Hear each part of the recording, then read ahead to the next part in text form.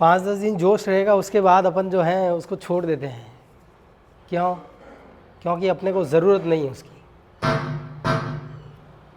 अपन सब यंग है, मतलब जब जवानी रहती है आदमी की तो उसको रोग बड़ी मुश्किल से शरीर में एंटर करते हैं। मुश्किल से तो एंटर करते हैं और मुश्किल से ही उसको परेशान करते हैं, मतलब बॉडी झेल के चल लेती है। जब 40-45 साल के ऊपर एज होती है, 50 साल के ऊपर एज होती है, तो रोग शरीर पर अचानक हावी होने लगते हैं। यह आपने अपने परिवार में, फैमिली में बुजुर्गों को देखा होगा, अचानक से तबीयत खराब हुई और अटक गया मामला। ऐसा क्यों? अचानक से तो कुछ भी नहीं होता, सब धीरे धीरे होता है। लेकिन शरीर के जितनी झेलने की कैपेसिटी है उतना वो झेलता है, और उसके बाद जो है बॉडी जब कमज़ोर होने लगती है, वीक होने लगती है, तो रोग उस पर हावी हो जाता है। अब जैसे 10 साल से 15 साल से ये क्रम चला आ रहा है, शरीर रोगी होता जा रहा है, लेकिन अपने को जब तक समस्या नहीं होती है तब तक अपन उसकी तरफ ध्यान नहीं देते हैं। और सभी व्यक्ति आराम से रहना चाहते हैं, देह को कष्ट नहीं देना चाहते हैं, है ना। पहले के लोगों को योग की ज़रूरत क्यों नहीं होती थी? हेलो, क्योंकि उनकी दिनचर्या ही ऐसी हुआ करती थी। आधुनिक साधन नहीं थे, वो पैदल घूमते थे। जहाँ तक मैं समझता हूँ 10 किलोमीटर तो सामान्य आदमी, जो सामान्य बिल्कुल काम नहीं करता था, वो भी 10 किलोमीटर रोज़ चलता होगा।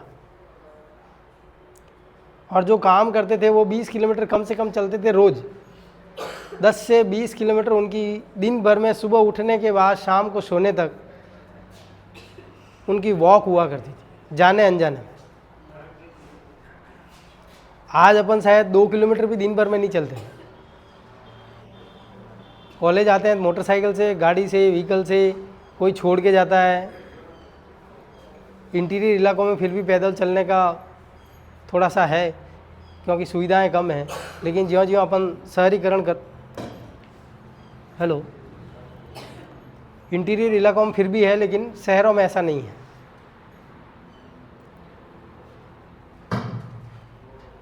रोगों के रोगी होने की जो संख्या है वो तेज़ गति से सोसाइटी में बढ़ रही है। इसीलिए लोगों में योग का प्रचलन आया रोग ठीक करने के लिए। पर लोगों को ये जागरूकता नहीं आई कि हम रोगी होवे ही नहीं। मारवाड़ी में कहे नहीं, पानी आयर पैड़ा पहाड़ बांधनी। जो व्यक्ति ऐसा करता है वो जीवन में कभी दुखी नहीं होता है।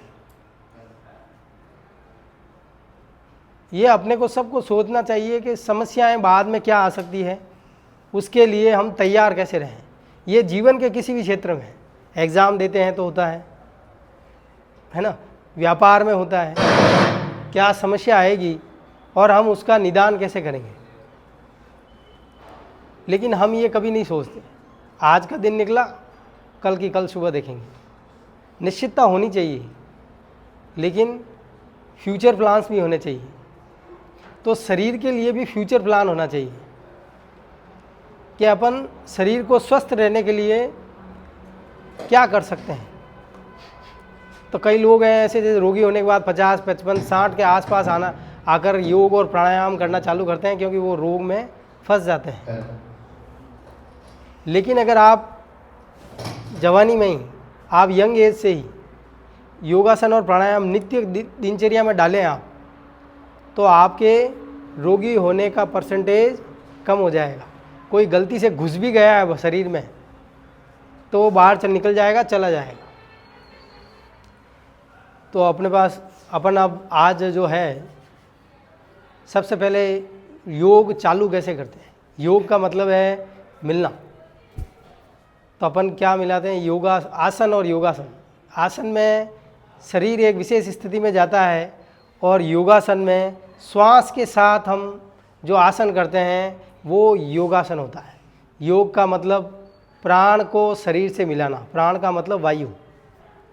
योग का मतलब उसका और अच्छे अर्थ में जाएं तो योग का मतलब है आत्मा को परमात्मा से मिलाना। तो योगासन और प्राणायाम केवल देह की शुद्धि नहीं करते हैं। योगासन प्राणायाम आपके मानसिक, शारीरिक और आध्यात्मिक विकास को भी बढ़ाते हैं। तो इसका एक उद्देश्य नहीं है, यह आपके कंसंट्रेशन को बढ़ाता है, यह आपके स्मृति को बढ़ाता है, याद रखने की क्षमता को बढ़ाता है, यह आपका चौमुखी विकास करता है, आपके सोचने और समझने की क्षमताओं का विकास करता है, उसका विस्तार करता है। तो योगासन का एक उद्देश्य नहीं है शरीर को स्वस्थ रखना, मन को भी स्वस्थ रखता है, मानसिक शांति मिलती है, अनिद्रा रोग ठीक होता है।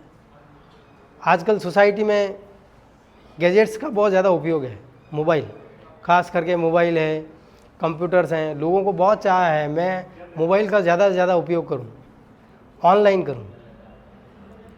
लेकिन कभी किसी ने ये नहीं सोचा है कि मेरा शरीर का क्या हो रहा है, मेरी मानसिक स्थिति का क्या हो रहा है।